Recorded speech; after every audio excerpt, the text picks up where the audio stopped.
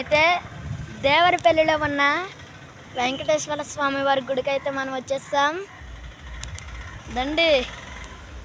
ఇక్కడైతే వృక్ష బ్రహ్మోత్సవం అంట, చూద్దాం వెళ్ళి. గుడి చూడండి ఎట్లుందో, సూపర్ ఉంది. కట్టిన మహానుభావులు ఎవరో కానీ సూపర్ కట్టారు. మనం లోపలికి వెళ్ళి చూసేద్దాం మరి, ఇంకా లోపల ఎలాగుంటాయో మరి దేవుడి విగ్రహాలు.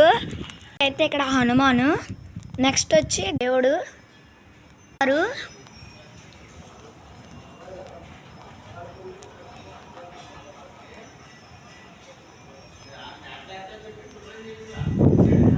భూదేవి మూసేసి ఉంది.